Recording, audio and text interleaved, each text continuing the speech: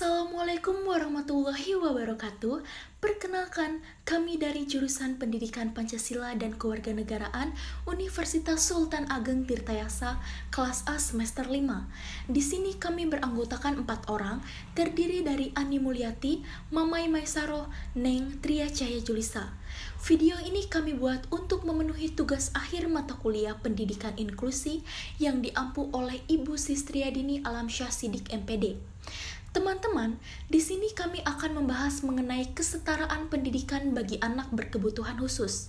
Pengertian pendidikan inklusi diatur pada pasal 1 Peraturan Menteri Pendidikan Nasional Republik Indonesia Nomor 70 Tahun 2009, bahwa pendidikan inklusi ialah sistem penyelenggaraan pendidikan yang memberikan kesempatan kepada semua peserta didik yang memiliki kelainan dan kelebihan untuk mengikuti pendidikan dalam satu lingkungan pendidikan secara bersama-sama dengan peserta didik pada umumnya. Landasan pendidikan inklusi diatur pada Undang-Undang Republik Indonesia Nomor 20 Tahun 2003 tentang Sistem Pendidikan Nasional.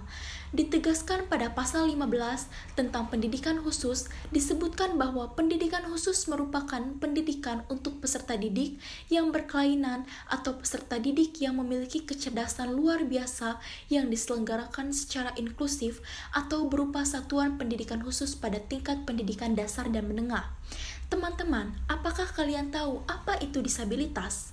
Penyandang disabilitas ialah setiap orang yang memiliki keterbatasan fisik, intelektual, mental, dan sensorik dalam jangka waktu lama yang dalam berinteraksi dengan lingkungan dapat mengalami kesulitan.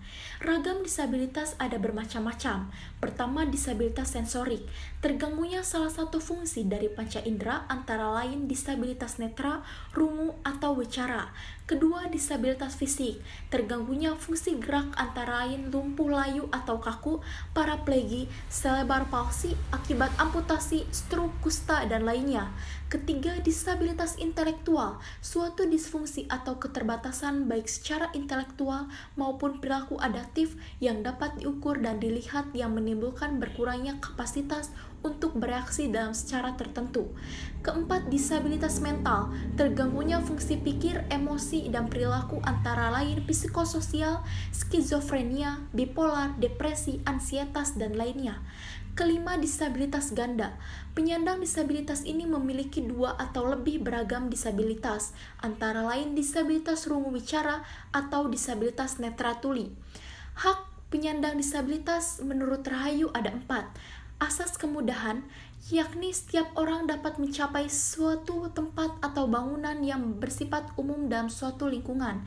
Asas kegunaan, semua orang dapat mempergunakan semua tempat yang bersifat umum dalam suatu lingkungan. Asas keselamatan, setiap bangunan dalam suatu lingkungan terbangun harus memperhatikan keselamatan semua orang. Asas kemandirian, setiap orang harus mencapai untuk mempergunakan semua tempat dalam suatu lingkungan tanpa membutuhkan bantuan orang lain. Hak penyandang disabilitas diatur pada pasal 6 Undang-Undang Nomor 4 Tahun 1997 tentang penyandang cacat bahwa setiap penyandang disabilitas berhak memperoleh pendidikan pada semua satuan, pekerjaan yang layak, perlakuan.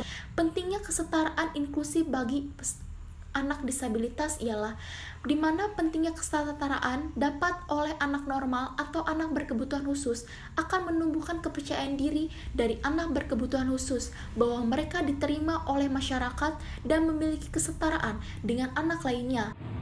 Semua orang sama, mempunyai kelebihan dan juga kekurangan. Semua orang sama mempunyai hak dan kewajiban. Semua orang sama, memiliki harapan dan impian. Kita dan mereka sama, berhak mendapatkan pendidikan yang setara.